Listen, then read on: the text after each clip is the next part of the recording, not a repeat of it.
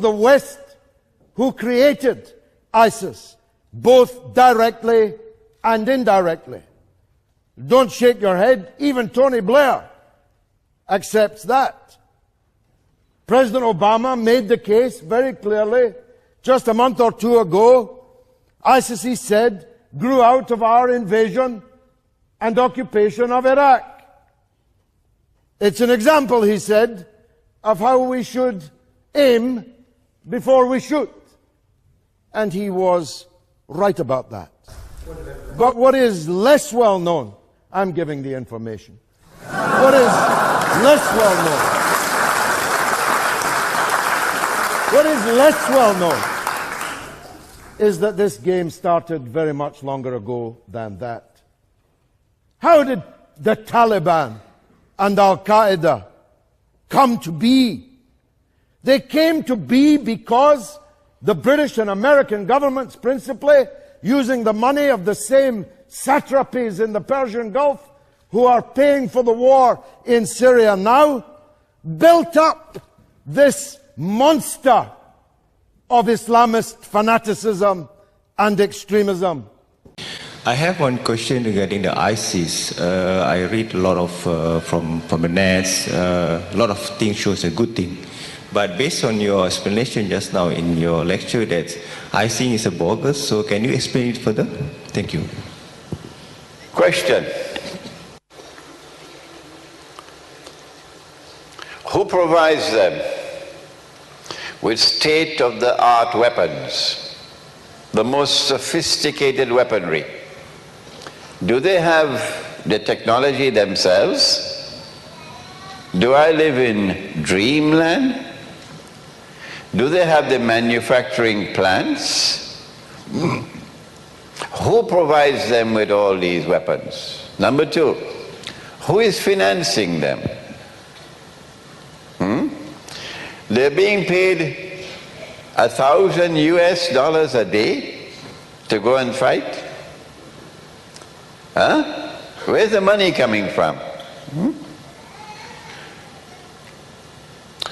My answer is that it's the same force at work that recruited them in Libya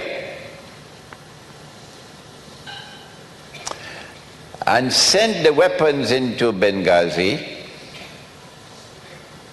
I don't want to speak anymore about how the weapons reached Benghazi. The Turkish government has a lot to answer for to Allah on Judgment Day. This bogus Turkish government, pretending to be Islamic. And they recruited fighters from different parts of the world, paying them money. These are mercenaries, not mujahideen, mercenaries. They're fighting for money. Okay? And they show no Islamic etiquette, Islamic rules of warfare. In the case of Tripoli, they waited until Ramadan. They waited until people have fasted for the whole day. And now it is the time to break the fast. And everybody lay down their weapons to sit down over the iftar to eat. And these wicked, wicked, wicked people who say they are mujahideen launched their attack at that time and killed maybe 1,000, 2,000 people in order to take Tripoli. They can't be Muslims. Their place is in Jahannam. It's a disaster, and here's the thing. We've been funding people who are allied with ISIS. ISIS is stronger because we've been funding Islamic rebels in Syria. It's a big mistake. It's a big mistake. In this video clip, you're going to hear John McCain accidentally reveal that the United States wanted to arm ISIS. So, here you go. Already, the meeting in the White House over 2 years ago, everyone in the National Security Team recommended arming ISIS. Arming ISIS. Arming ISIS. During the 80s, You know, we were allied with Osama bin Laden, and we were contending with the Soviets. It was at that time our CIA thought it was good if we radicalized the Muslim world. So we financed the madrasa schools to radicalize the Muslims in order to compete with the Soviets. Saudi Arabia trying to destroy a monster that it helped create. My next guest tells me better late than never. Saudi prince and billionaire businessman Al-Walid bin Talal joined me earlier from Paris. Doesn't Saudi Arabia also bear so much of the brunt of the blame for the rise of ISIS and such groups? When the Syrian civil war began, Saudi Arabia and many other Gulf countries and many other countries in the world also supported all those groups that were trying to topple the regime over there. And unfortunately, the result of that was the rise of ISIS. The rise of ISIS. We have a president that gets whipped or he bows to the Saudi king. Why? So, what if him and his administration are intent on killing the American dream by giving it away, surrendering it, or funding the Muslim Brotherhood and the Arab Spring to form the caliphate that is coming? All the Muslim countries say, death to America, we're the big Satan. Now, funding them and giving them weapons, is that not treason? Mentioned or agreed with that some Saudi figures have been supporting ISIS, funding ISIS.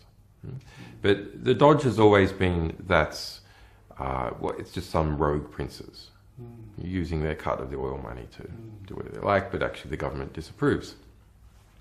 But that email says that no, it is the governments of Saudi and the government and Qatar that have been funding ISIS. The Saudis, the Qataris, the Moroccans, the Bahrainis, particularly the Saudis and the Qataris, are giving all this money to the Clinton Foundation, while Hillary Clinton is Secretary of State and the State Department is approving massive arms sales, particularly to Saudi Arabia. Under Hillary Clinton, and our Clinton emails reveal significant discussion about it, the largest ever arms deal in the world was made with Saudi Arabia, more than $80 billion.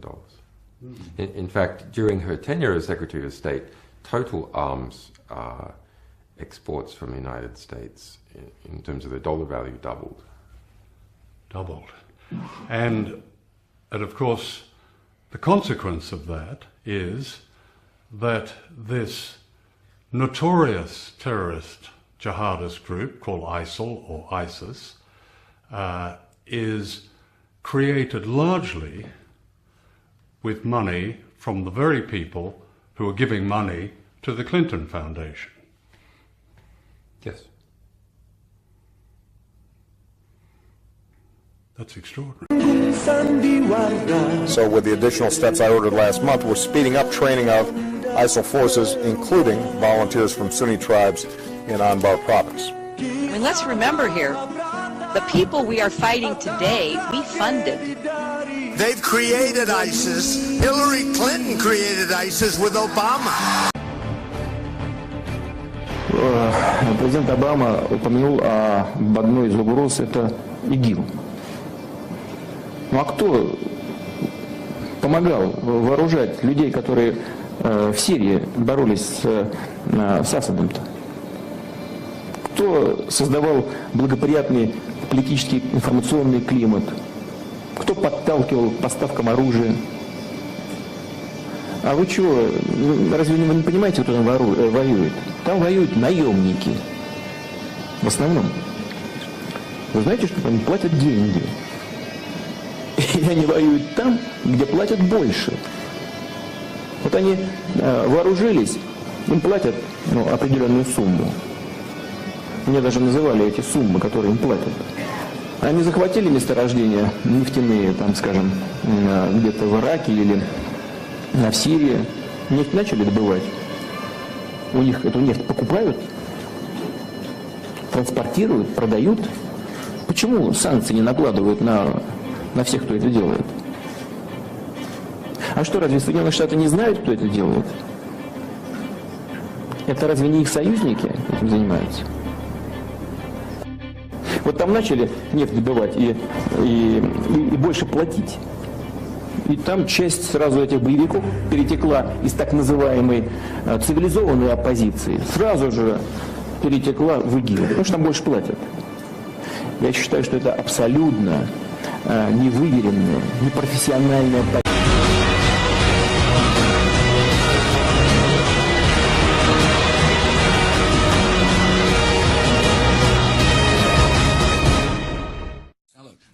Part of the reason we went into Iraq the main reason we went into Iraq at the time was we thought he had weapons of mass destruction. It turns out he didn't, but he had the capacity to make weapons of mass.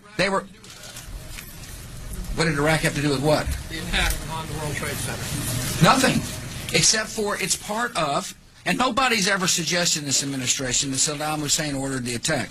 Iraq was a